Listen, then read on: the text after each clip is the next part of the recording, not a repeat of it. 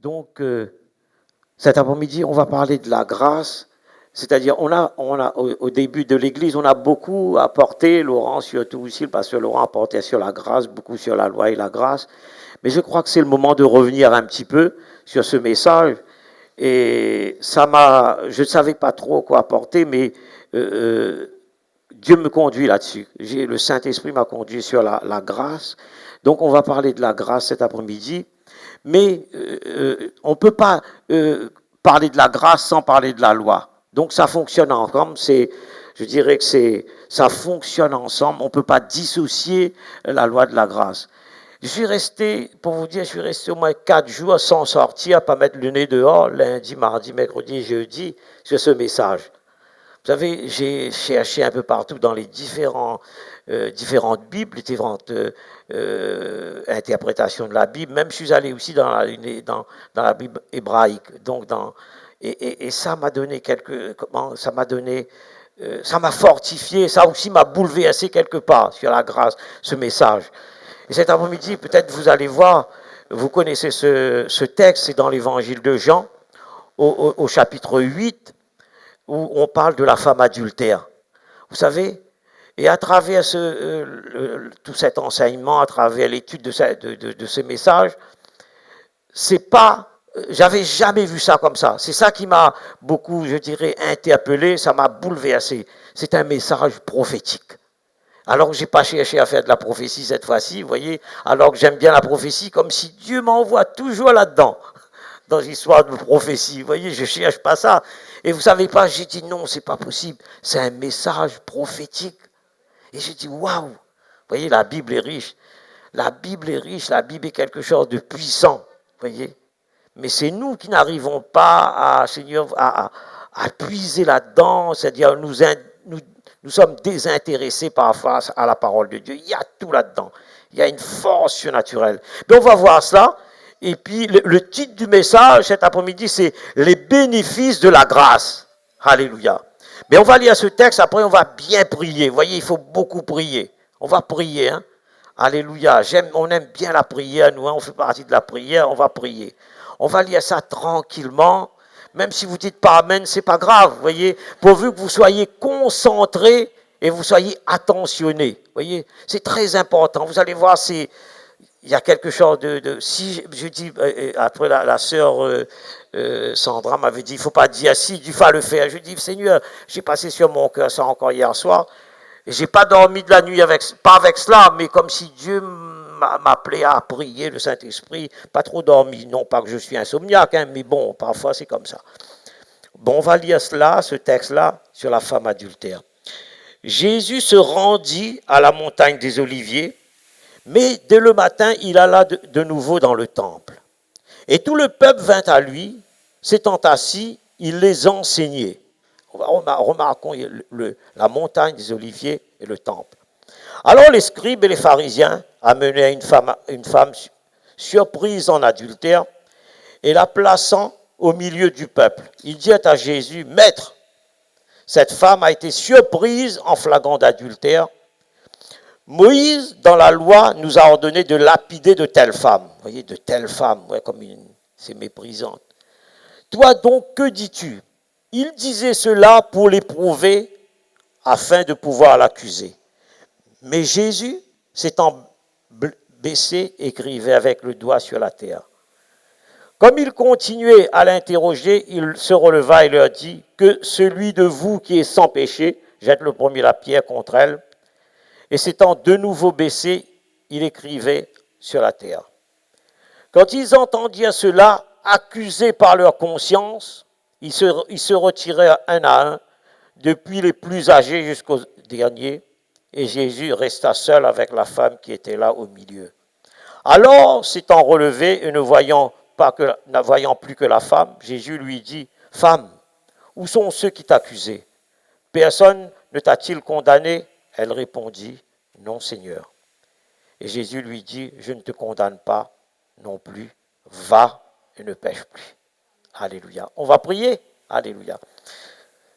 Père éternel, nous sommes reconnaissants cet après-midi de ce que tu nous as conviés à cette sainte convocation. Seigneur, tu nous as permis que nous soyons pas malades, nous puissions marcher Seigneur, pour nous réunir, Seigneur, dans ton sanctuaire, dans ton saint temple, afin, Seigneur, de louer ton nom, d'acclamer le Seigneur Jésus-Christ, de l'exalter, de faire monter notre louange, notre reconnaissance à notre Dieu Tout-Puissant. Et Seigneur, c'est avec joie que nous sommes là cet après-midi. Et nous voulons, Seigneur Saint-Esprit, que tu élèves le nom de Jésus-Christ. Alléluia. Qui est notre Seigneur, notre Sauveur, qui nous a sauvés parfaitement, qui a donné sa vie en sacrifice, afin que nous soyons guéris, et aussi pour sauver l'humanité tout entière, et pour transformer, Seigneur, l'individu, l'être humain. Saint-Esprit, maintenant, et il nous a donné le Saint-Esprit, Jésus. Et Saint-Esprit, je te demande, s'il te plaît, de venir, Seigneur, nous toucher, afin que nous puissions recevoir ta parole qui vient du ciel. Je prie aussi, Saint-Esprit, afin que tu puisses m'impacter, tu puisses me saisir, tu puisses toucher mes lèvres, ouvrir ma bouche, afin que je puisse apporter ce message, Seigneur, avec efficacité, et non pas un message d'un homme, mais un message qui vient du ciel, afin que nous soyons, Seigneur, enseignés par toi, au nom de Jésus-Christ, sur ta grâce. Amen. Alléluia. Amen. Alléluia. Donc, comme je vous disais, c'est un message prophétique.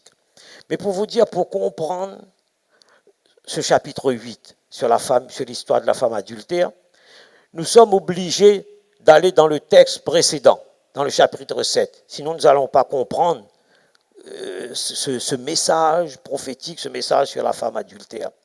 Donc, nous ne pouvons pas apporter cet enseignement. Nous ne pouvons pas séparer l'enseignement du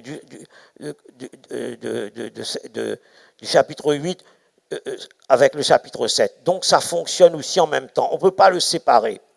Et c'est pour ça, Jean, dans son évangile, au chapitre 7, au verset 37 à 39. Écoutez-moi bien, restez attentifs. Jésus nous dit, si quelqu'un a soif, qu'il vienne à moi et qu'il boive.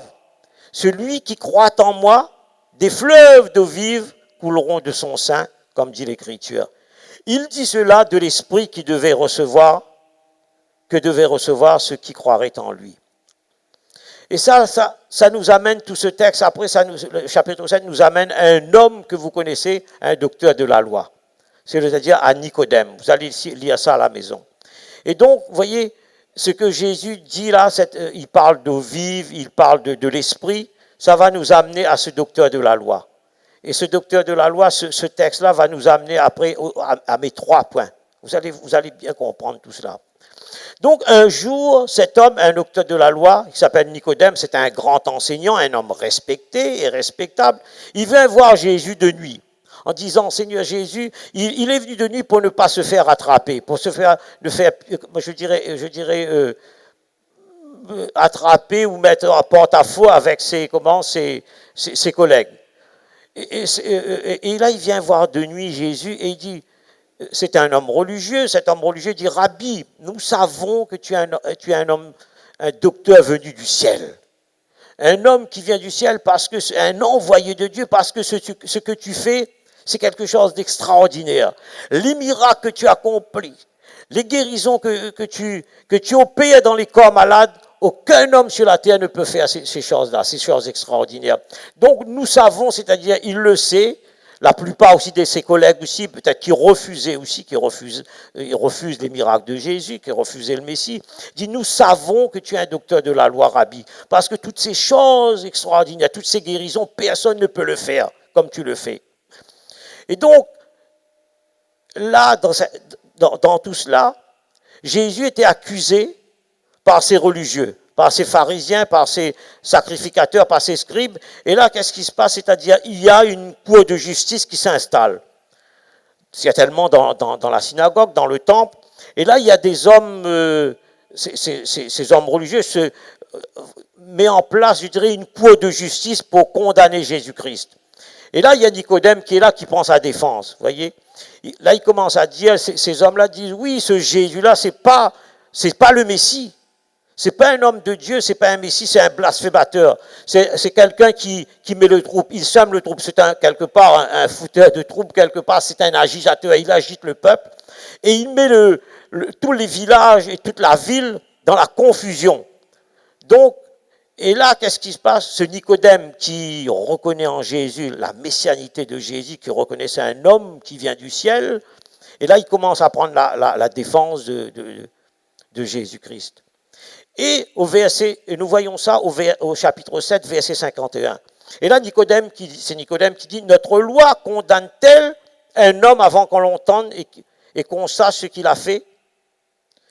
Et là, ses amis lui répondirent. Ses amis lui dirent, est-ce que toi aussi tu es un Galiléen? Est-ce que toi tu es aussi, tu fais partie de cette secte de ce Nazaréen? Est-ce que tu as déjà vu des prophètes sortir de la Galilée? Ce qui m'amène à mon premier point. Y a-t-il un prophète venant de la Galilée? Y a-t-il un prophète venant de la Galilée? La Bible nous dit, au verset 8.1, que Jésus se rendit à la montagne des Oliviers. Et là, nous avons chanté tout à l'heure, la montagne représente la prière.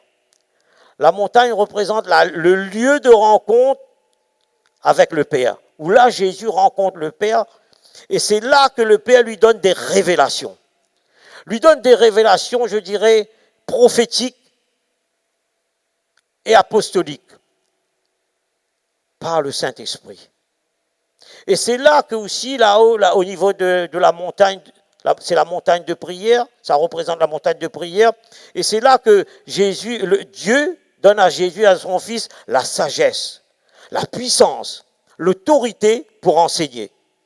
Et nous voyons ça au verset 2, il nous est dit que dès le matin, au verset 1, Jésus se rendit à la montagne des Oliviers. Jésus se rendit à la montagne des Oliviers. Et au verset 2, nous voyons, il nous est dit que, mais dès le matin, il alla de nouveau dans le temple, et tout le peuple vint à lui, s'étant assis, les enseigner. Et là, le temple, la synagogue représente l'enseignement. C'est le sanctuaire où on enseigne, où il y a la prière, où il y a les miracles. C'est un peu comme ici, aujourd'hui. Ça, c'est le sanctuaire de Dieu. On a prié, maintenant c'est devenu un sanctuaire de Dieu. C'est un lieu saint, purifié par le sang de Jésus-Christ. Et là, dans ce temple, Jésus enseigne le fonctionnement du royaume.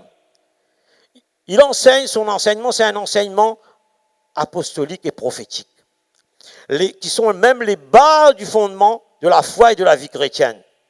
Le temple, c'est le lieu où les fidèles se retrouvent pour recevoir, je dirais, la Torah, pour la communion fraternelle, pour le partage, pour la prière. Et c'est là que se passent les miracles, les guérisons et les prodiges. Amen. Alléluia. Et pour cela, ça nous amène à la loi. Vous voyez, ça nous amène à la loi. Mais comment fonctionne la loi? Vous voyez, Jésus est condamné par ces religieux-là. Ça nous amène à la loi. Comment comprendre la loi? Au verset 9 et 4 et 5, nous parle de la loi mosaïque. C'est-à-dire, vous avez vu, il nous parlait de la femme c'est le commandement 7 qui a commis l'adultère. C'est le commandement 7. Donc, ces lois, ces commandements ont été donnés à Moïse. C'est pour ça qu'on appelle la loi mosaïque, les lois mosaïques.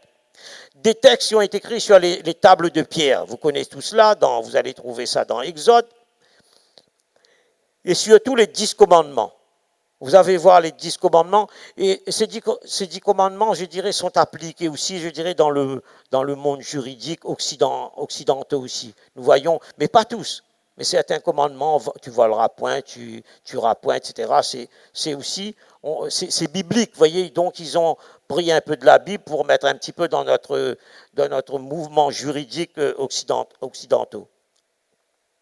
Et les 10 commandements, je ne vais pas le lire tous, mais vous connaissez, tu aimeras ton prochain, le premier commandement, de tout ton cœur, tu aimeras l'Éternel ton Dieu, ton prochain de tout ton cœur, de toute ton âme, vous connaissez ça, les Lévitiques, etc. Dans le Lévitique, vous allez trouver aussi, vous ne trouverez point d'idoles taillées, etc. Vous n'allez pas vous prosterner devant les idoles, vous n'allez pas élever des images, etc. Vous prosterner, tout cela, vous connaissez cela, tu ne parjureras pas, etc. Tu ne prendras pas le nom de l'Éternel en vain. Ça. Vous connaissez tout ça. Tu ne tueras point, tu ne mentiras pas, l'adultère, etc. Mais ce qui nous intéresse le plus, tu honoreras ton père et ta mère, tout cela. Mais ce qui nous intéresse le plus, c'est le commandement numéro 7. Dans l'Exode 20, 14, Matthieu 5, 27. Même dans le Nouveau Testament, il nous parle de ces commandements. Tu ne commettras point d'adultère. C'est ça qui nous intéresse. Donc, à partir de là, nous voyons que la loi divine a été établie par Dieu et la loi est correcte, elle est bonne. Parce que ce que Dieu dit, tu ne tueras point, tu ne voleras point, tu ne commettras pas d'adultère, etc. Tu ne feras pas de faux témoignages, tu ne convoiteras pas, tout ça est parfait. Tout ça est correct. Tout ça est juste, la loi divine. Elle est correcte, elle est bonne. Parce que Dieu, il est créateur de toutes choses. Il fait tout ce qu'il fait est bon. Tout ce qu'il fait est parfait. Mais la loi, écoutez-moi bien, la loi a été faite pour nous montrer notre incapacité à obéir au commandement de Dieu. Dieu a fait exprès de nous donner ces lois, ces commandements, afin de nous exposer à sa loi, pour nous démontrer que pratiquement, nous n'allons pas obéir à sa loi. Nous n'allons pas pouvoir mettre en pratique sa loi. Voyez? Donc la loi nous montre, je dirais quelque part, notre péché. Voyez? C'est pour exposer notre péché. Donc, les lois nous démontre que pratiquement on ne peut pas obéir au commandement de Dieu. Voyez, donc Dieu nous présente la loi. Tu ne tueras point, tu ne vas pas mentir. Mais on le fait quand même. On le fait quand même. Donc la loi va exposer notre péché, notre désobéissance, parce qu'on n'est pas capable d'obéir à la loi de Dieu. C'est facile à comprendre. Mais Dieu, avant la création, il avait déjà son plan. Il n'y avait pas de plan B, lui. Le plan A, c'est toujours le plan A. Le plan B se transforme, le plan B de Dieu se transforme en plan A. Donc, ce que nous dit Romains 3,20 nous dit, je vous conseille de lire Romains, car nul ne sera justifié devant lui, c'est-à-dire devant Dieu, par les œuvres de la loi, puisque ce n'est pas la loi qui vient, c'est par la loi que vient la connaissance du péché. La loi va nous révéler notre péché, va nous présenter les commandements de Dieu qu'on ne peut pas obéir. Nous allons voir cela après, comment on va dérouler ça progressivement. Donc, la loi expose nos péchés, nous dévoile la connaissance du péché, donc la loi va exposer le péché. C'est par la loi que le pécheur se forme, je dirais, sa première idée véritable de Dieu. Au départ, il ne connaît pas Dieu, mais la loi va l'emmener progressivement à Dieu, parce que la loi va exposer le péché. Et c'est pour ça, le caractère de la loi de Dieu doit être inlassablement, je dirais, présenté à la conscience du pécheur. La loi doit être prêchée tout le temps. Jusqu'à sa propre justice, jusqu'à notre propre justice soit éliminée. Parce qu'on va se croire, on se croit juste, on se croit justifié par nous-mêmes, par nos œuvres, par nos bonnes actions. C'était un peu, c'est moi. Avant d'être converti, vous voyez, bien que j'ai connu une religion chrétienne, De tout petit, j'allais dans cette religion le matin, etc. La religion chrétienne que vous connaissez, je ne vais pas citer, que j'allais à la messe, etc. C'était une religion chrétienne. Je vois ça comme ça. Que Dieu bénisse. Ce n'est pas un jugement, mes amis. Hein.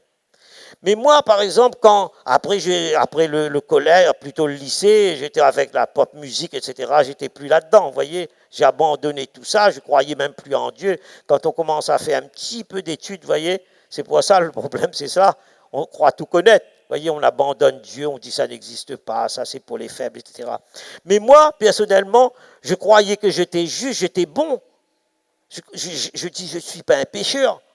Pourquoi? Parce que je ne fume pas, je ne bois pas, j'allais un peu danser de temps en temps, en boîte, le samedi, après le lycée, etc. Mais je faisais rien de mal. Mes amis, non, je faisais rien de mal, pour moi c'était correct. Je dis, la plupart de ces gens qui se disent chrétiens, eux peut-être ils sont moins bien que moi je suis parfait. Je ne croyais pas que j'étais un pécheur, voyez. Et c'est pour ça, parfois, il ne faut pas être, je dirais, trop dur avec les gens, enfin, les gens qui ne connaissent pas Dieu. Parce qu'on était comme ça. Pour eux, ils ne se croient pas pécheurs, ils se croient juste, ce qu'ils font est bien. C'est comme ça, vous voyez. Parce que c'est pour ça qu'il faut exposer la loi. Et après, la loi va nous emmener à la grâce, etc. Nous allons voir tout ça. Vous voyez, j'étais un peu comme ça. Je faisais des bonnes choses, je rendais service à tous les voisins à côté, je vais faire des cours, etc. Moi, je dis, non, on n'a pas besoin de Dieu aussi, je suis parfait. Parce que je ne savais pas que j'étais pécheur et que j'étais né avec mon pécheur. C'est après que j'ai découvert ça. Quand j'ai commencé à étudier, quand je me suis vraiment converti, quand j'étais né de nouveau. Là, maintenant, on comprend les choses, mes amis. Donc, nous avons vu les 10 commandements. Maintenant, B, nous allons voir les lois cérémonielles. Après, on va rentrer dans la grâce. Il faut voir tout cela bien, il faut expliquer tout cela. Sinon, la foi chrétienne est vaine et vous n'allez pas aller dans le droit chemin, dans le bon enseignement. Donc, il y a les lois cérémonielles. Nous trouvons ces lois cérémonielles dans le Lévitique, dans le Deutéronome, dans l'Exode. Toutes ces lois ont été aussi instituées par Dieu, comme les 10 commandements. Dieu a donné ces lois au peuple d'Israël. Pourquoi? Parce que ce peuple était sous l'esclavage de l'Égypte, sous Pharaon. Donc ils ont été de nombreuses années sous l'influence, d'un monde, séculier, dans un monde religieux, idolâtre, où il y avait toutes sortes de corruption, où il y avait l'immoralité des dieux, des idoles taillées, où ils adoraient ça. Donc, quelque part, le peuple d'Israël était influencé par tout cela. Voyez, ils étaient influencés par tout cela. Donc, il fallait Dieu, quand ils ont été libérés par Moïse de l'Égypte, il fallait leur imposer une loi stricte pour essayer de remettre de l'ordre dans leur conscience, dans leur mentalité. Voyez.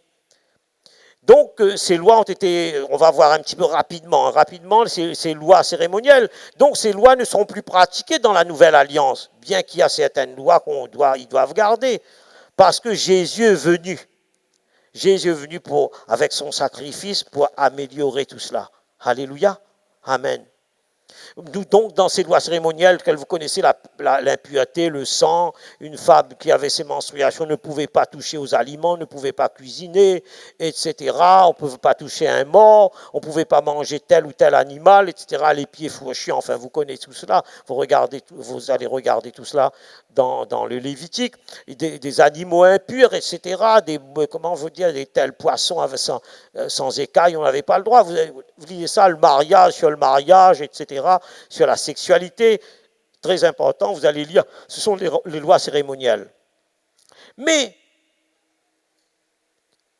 petit c, les lois religieuses, et ça c'est le légalisme.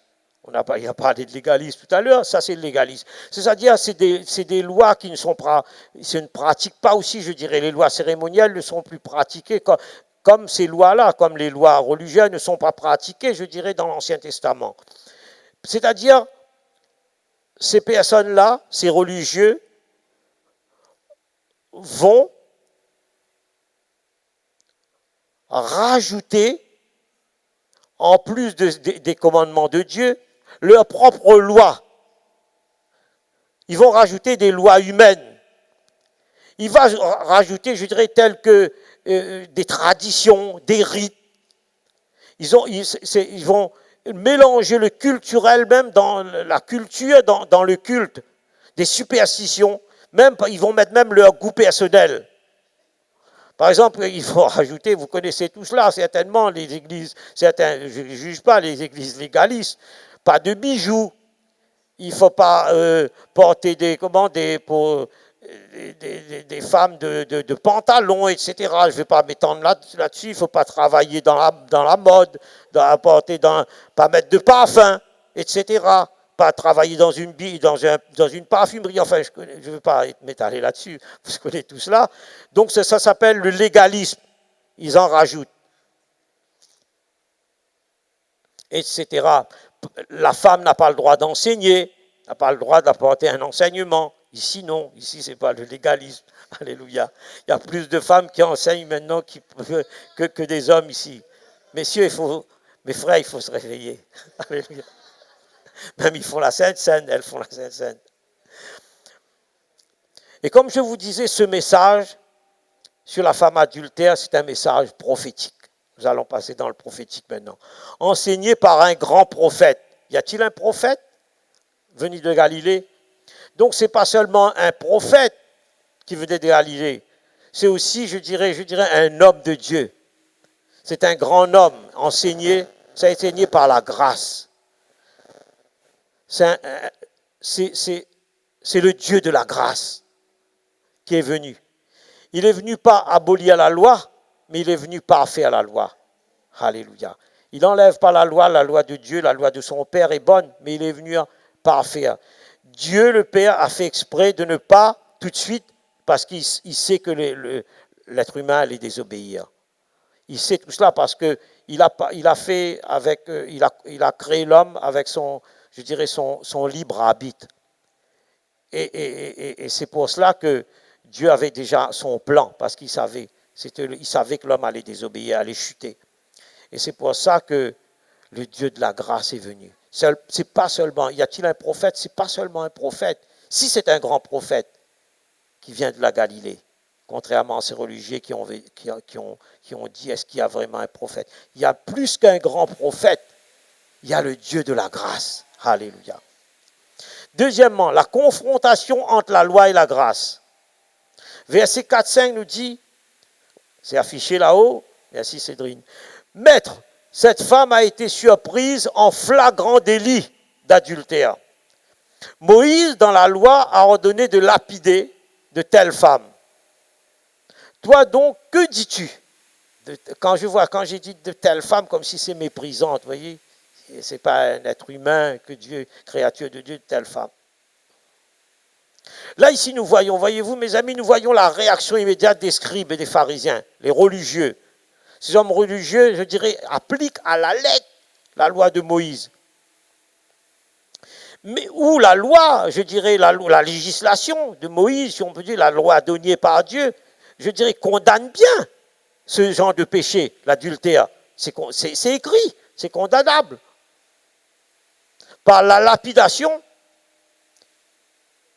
et ce genre, je dirais, de condamnation est bien précise dans la Bible, dans la parole de Dieu. Il dit qu'il fallait lapider, puisque Dieu avait donné cette loi. Mais avec le témoignage, je dirais, de 2 témoins. Là, il y avait une foule qui venait, il y avait plus de témoins, puisqu'ils ont amené la femme devant toute l'équipe religieuse. Donc, il y avait la foule, il y avait plein de monde, il n'y avait pas seulement 2. Mais aussi les 2 accusés, la femme et l'homme. Et l'homme est exclu dans cette plaidoirie, dans ce tribunal. L'homme est exclu. Il est absent. Donc, Jésus connaît toutes ces choses-là. Il connaît cela. Mais ici, le verdict juridique n'est pas valable. Ce n'est pas valable. Puisque l'homme n'est pas là, l'homme est absent. Il est absent devant ce grand tribunal, devant ce tribunal. Seule la femme est accusée d'adultère. Mais où est l'homme? Où est passé l'homme? Alors que la loi nous dit qu'il fallait ces deux personnages, ces deux personnes, l'homme et la femme. La femme ne peut pas commettre l'adultère comme ça. Seul, donc il n'est pas là. Voyez toujours comment le légalisme fonctionne, les amis. Voyez, il y a toujours, voyez, la loi humaine, le légalisme fonctionne. Et en plus que ça, ce qu'il voulait faire, c'est-à-dire il voulait confronter Jésus. Il voulait, je dirais, le mettre à l'épreuve, l'éprouver. Vous voyez pourquoi? Parce qu'ils ont toujours rejeté le Messie. Ces religieux ont toujours refusé le Messie, rejeté l'enseignement de Jésus, ce que nous avons vu. C'est pour ça dans l'évangile de Jean au chapitre 7. Ils critiquaient l'enseignement de Jésus, ils le rejetaient, ils détestaient les miracles de Jésus. Et le verset 6 nous confirme bien. Il disait cela pour l'éprouver afin de pouvoir l'accuser. Même lui l'accuser. Qu'est-ce qu'il va dire? Est-ce qu'il dit qu'il faut lapider ou pas? Voyez? Et c'est à ce moment-là que Jésus confirme là la prophétie rentre, la parole prophétique du prophète Jérémie. Écoutez-moi bien, Église, écoutez-moi bien. Par 2 fois, Jésus écrit avec son doigt sur la terre. Verset 6 et verset 9. Verset 6 et 9. Est-ce que vous vous êtes posé la question, si vous avez lu ce texte, pourquoi Jésus a écrit sur la terre? Est-ce que vous avez trouvé la réponse? J'ai fouillé pendant 3 jours ou 4 jours. J'ai cherché pendant 4 jours, de lundi à jeudi. Oui. J'ai trouvé ça, un frère m'a donné, en fouillant toutes les Bibles. J'ai sorti toutes mes Bibles, tous les commentaires bibliques. Vous voyez, j'ai fait un peu l'école biblique. Dans la Bible hébraïque, un frère m'a offert ça, merci Seigneur. J'ai fouillé, après j'ai trouvé un semblant, je suis allé chercher partout. Et Dieu m'a donné la réponse. Quand j'ai vu ça, j'étais bouleversé. J'ai dit, waouh, ça m'a bouleversé toute la semaine. Quel est le message que Jésus a écrit sur la terre? La réponse se trouve dans Jérémie 17, 13. Écoutez-moi bien avec attention. Vous allez voir, très important.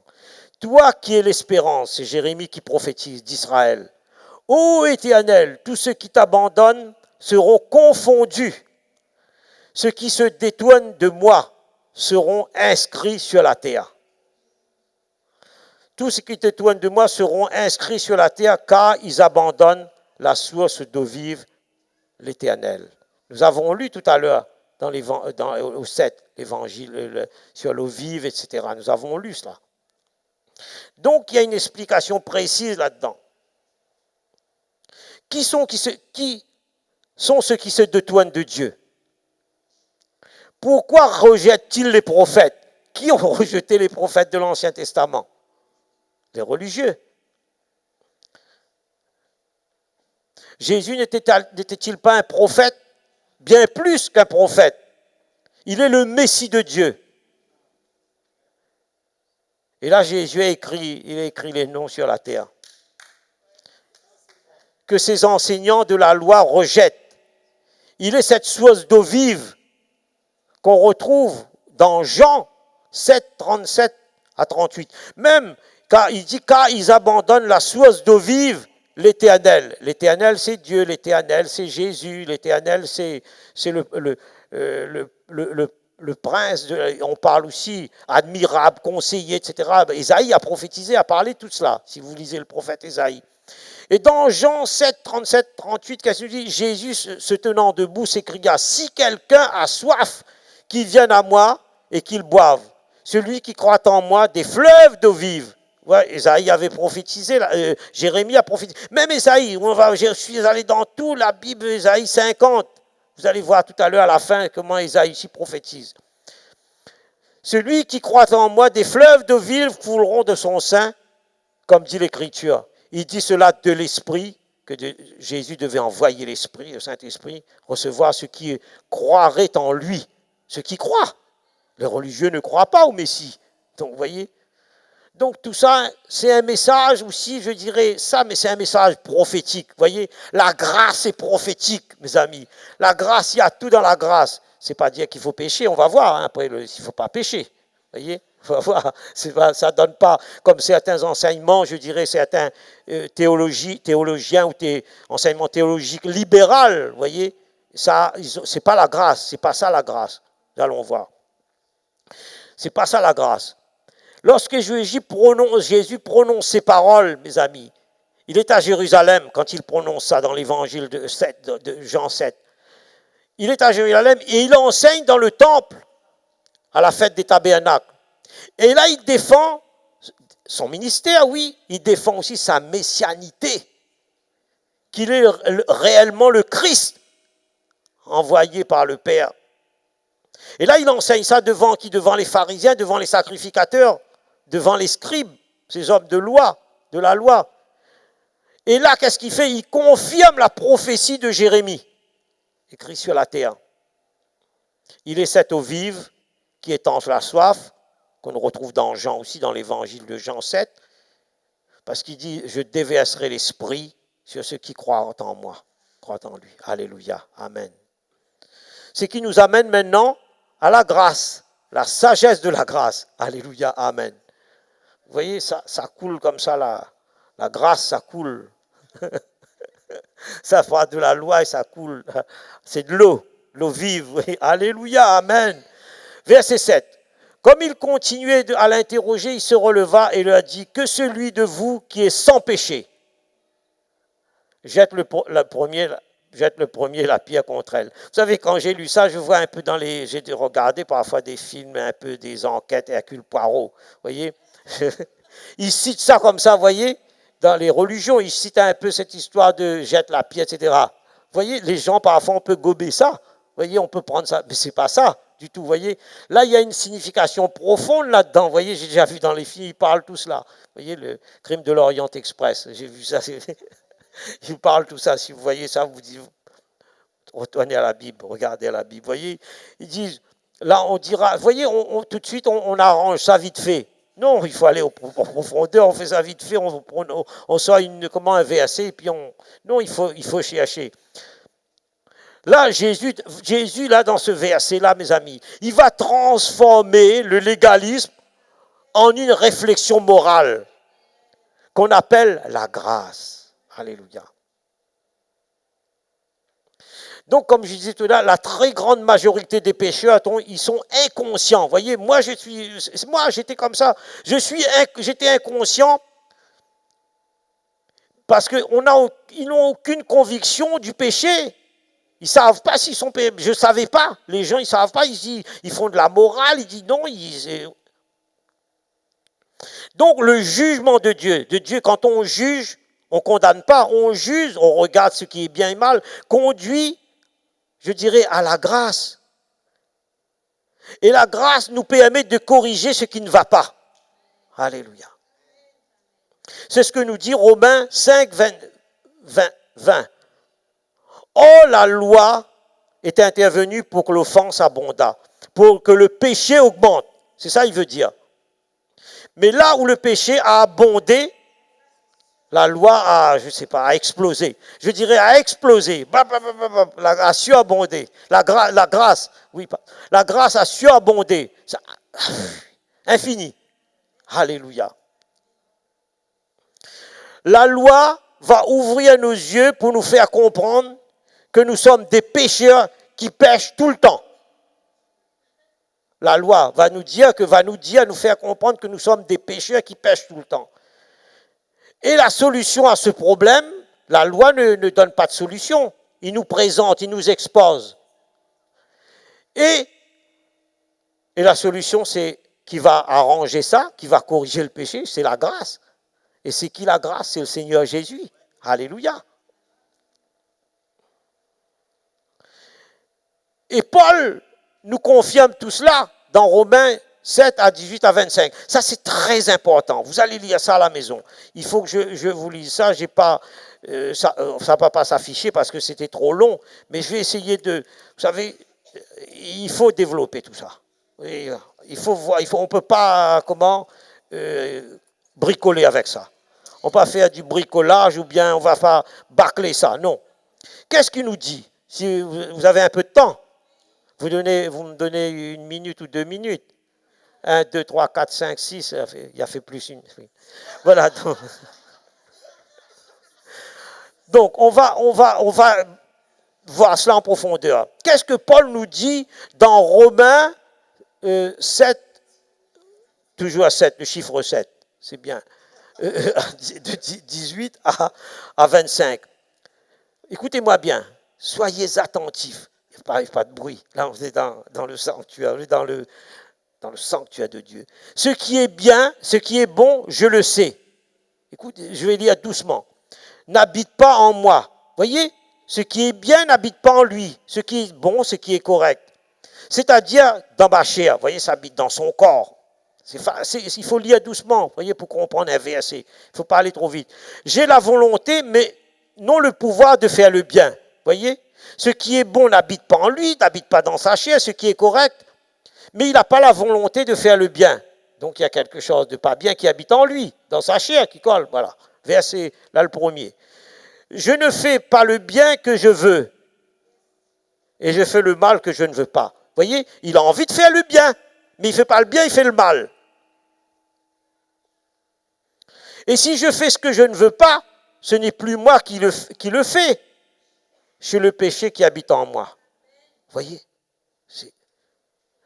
si je fais ce que je ne veux pas, il a envie de faire le bien, mais il ne fait pas, mais il fait le mal. Je ne veux pas le faire. Donc c'est comme si quelque part, ce n'est pas lui qui le fait. Il y a quelque chose qui colle à lui. Il y a quelque chose, c'est le péché. C'est le péché qui habite en lui, qui l'empêche de faire le bien. Et le péché, c'est Satan, c'est le diable. Et aujourd'hui, par exemple, dans le monde séculier, dans le monde, on ne parle pas de péché. On parle que c'est la société qui est responsable. Ce n'est pas le pécheur, c'est le système sociétal. Vous voyez, on ne parle pas de péché du tout. Vous voyez, c'est nous, chrétiens, qui devons, si nous connaissons la Bible, nous devons parler de tout ça. C'est le péché qui fait ça. On tue, on viole, on tout ça. On dit non, c'est la société, c'est la pauvreté, c'est le système social. Non. Vous voyez, il ne veut pas te parler du péché parce qu'ils n'aiment pas Dieu, les religieux. C'est le péché, vous voyez, qui fait ça. La Bible est très forte, vous voyez. La Bible est puissante, mes amis. Alors, il dit, je trouve donc en moi cette loi que je veux faire quand je vais faire le bien, mais le mal est attaché à moi. La loi lui dit, il voit cette loi, mais il est comme s'il est tatoué, vous voyez, c'est collé en lui, vous voyez. Il ne peut plus s'en défaire. Car je prends plaisir à la loi de Dieu, selon l'homme intérieur, on verra ça tout à l'heure, sur l'homme intérieur, mais je vois dans mes membres une autre loi qui lutte contre la loi de mon entendement et qui me rend captif de la loi du péché qui est dans mes membres. Et là, il dit, nous allons voir cela après, misérable que je suis, qui va me délivrer de ce corps de mort, de cette mort? Il dit, grâce soit rendue par Jésus-Christ notre Seigneur. Il trouve la solution. Il voit son problème.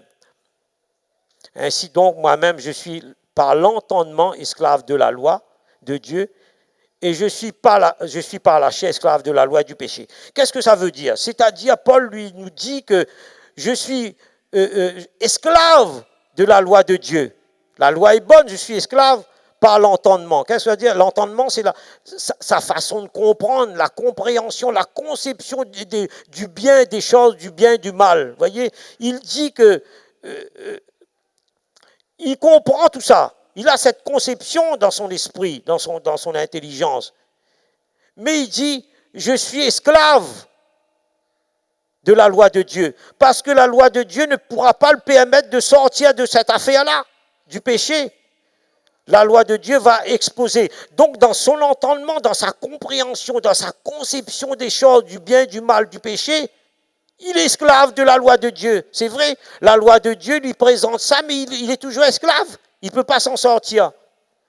Et là, ce qu'il dit aussi, c'est très important, les amis, je suis esclave du péché par la chair. C'est-à-dire, le péché est attaché à son corps, à sa chair. Et quelque part, comme il dit, je suis esclave de la loi de Dieu, puisque je ne peux pas m'en sortir, et en même temps, je suis esclave du péché. Il est foutu. Mais heureusement, il y a le Seigneur Jésus-Christ. Alléluia. Amen. Donc, c'est-à-dire, la loi n'enlève pas le péché. Elle va nous révéler le péché. Elle va nous montrer le péché. Et c'est la grâce qui ôte le péché. C'est l'agneau de Dieu. Il dit, voici l'agneau de Dieu. C'est Jésus qui ôte le péché, qui efface le péché du monde. Et c'est pour ça que je vous disais tout à l'heure que on parle de la société qui est responsable, etc. Système sociétal, c'est pas l'individu, c'est pas l'homme. Non, c'est l'homme et c'est Satan qui le rend captif de tout cela. C'est pas le système sociétal. C'est pas parce qu'on est pauvre qu'on va tuer, qu'on va voler, qu'on va violer. Non. Non.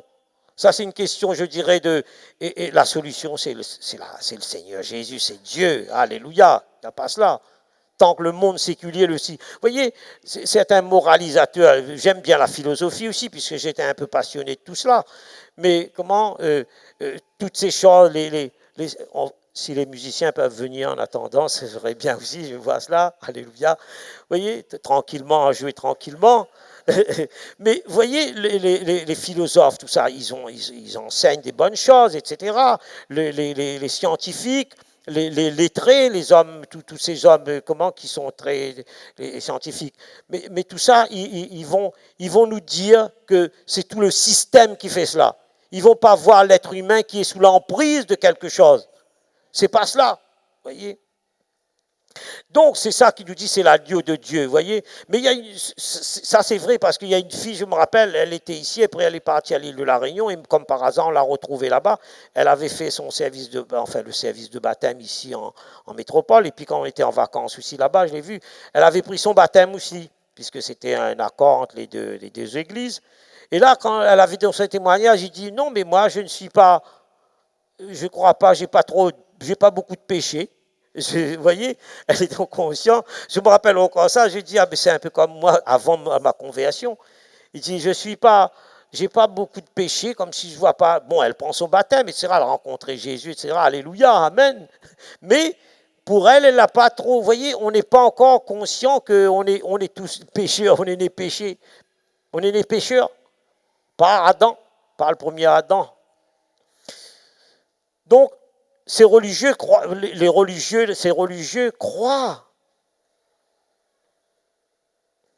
en eux-mêmes qu'ils ne sont pas des pécheurs. Les autres le sont, mais nous non. Parce que nous sommes la loi, nous enseignons la loi, nous connaissons plus que les autres. Et là, quand Jésus prononce tout cela, que celui qui est sans péché jette le premier la pierre, et là Jésus leur expose la loi en leur montrant leur propre péché. Ça retourne contre eux, vous voyez. Jésus leur expose.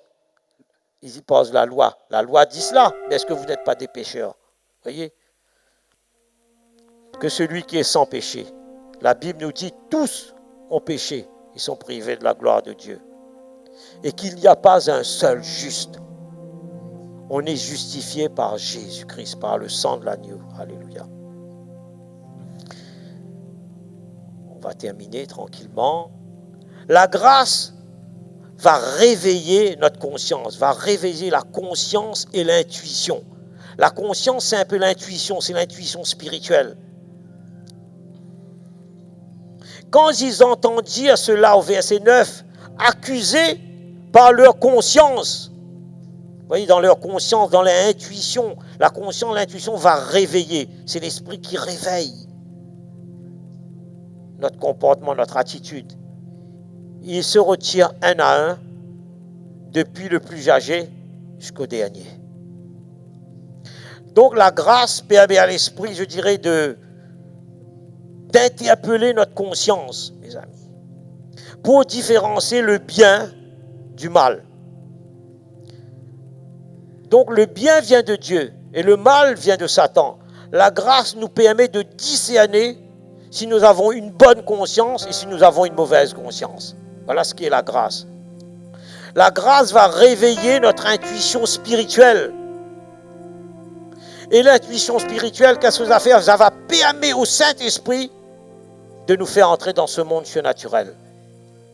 Et qu'est-ce qui va se passer? Et l'homme spirituel que nous sommes maintenant, si nous sommes nés vraiment, si vous êtes vraiment nés de nouveau, voyez, si nous sommes vraiment nés de nouveau, et l'homme spirituel ne fonctionne pas sous la conduite, je dirais, émotionnelle ou psychique, voyez, sinon, comme l'homme naturel, sinon on restera naturel, pour comprendre tout cela, mais par son esprit, l'homme spirituel, qui domine sur notre âme. Sinon, c'est l'âme qui va souvent prendre le dessus sur l'esprit. Il faut que l'esprit, voyez. Donc, c'est ça, tout ça, c'est la grâce. Tout ça, c'est la grâce, mes amis. Et c'est pour ça que je vous invite, parfois on va à droite, à gauche, etc. Restez quelque part et écoutez, enseignez, étudiez. Mais si on va à droite, à gauche, on va être toujours des chrétiens charnels, voyez.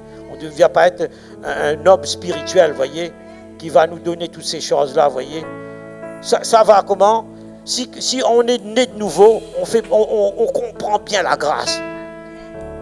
On comprend bien, mais la grâce, c'est ça.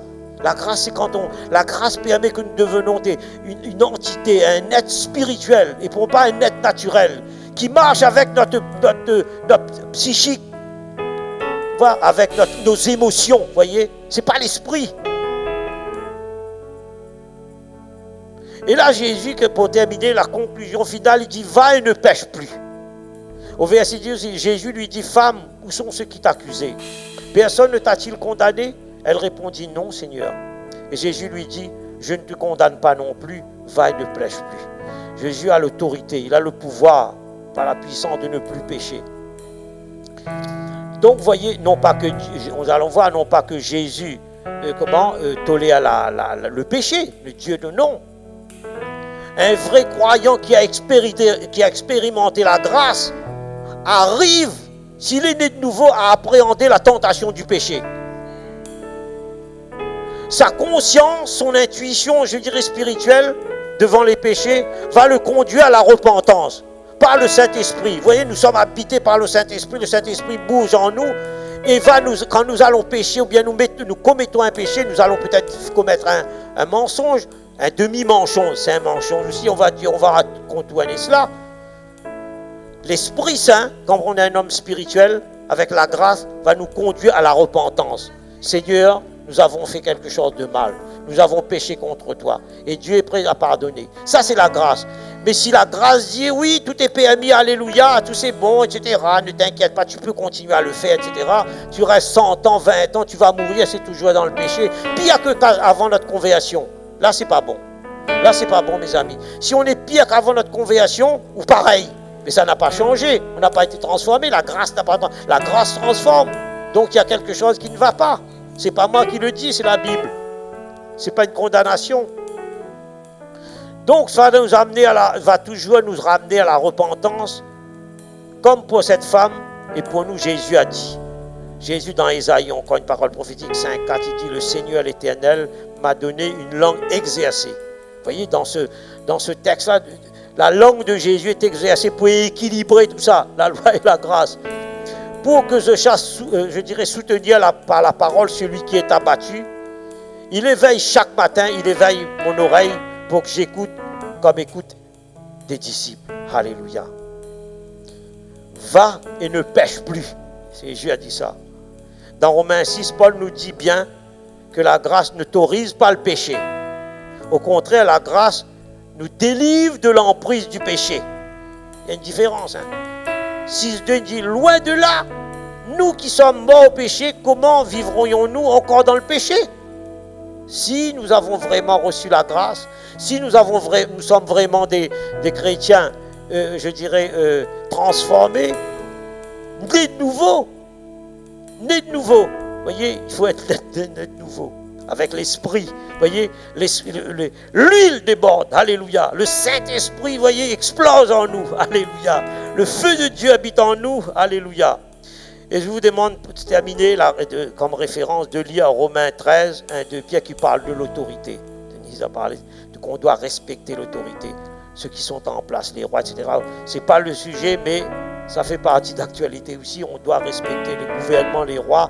Si nous voulons faire changer les choses, nous devons prier. Voyez, Parfois, Dieu peut mettre un dictateur aussi en place. Pourquoi? Pour nous révéler qui il est. Pour que nous changions aussi notre comportement, pour savoir comment voter, etc., etc., etc. Vous voyez, Dieu nous fait cela, pour faire tomber les murs. Mais c'est nous, à nous de prier pour changer tout cela. Alléluia. Amen. Que Dieu vous bénisse, que Dieu bénisse sa parole.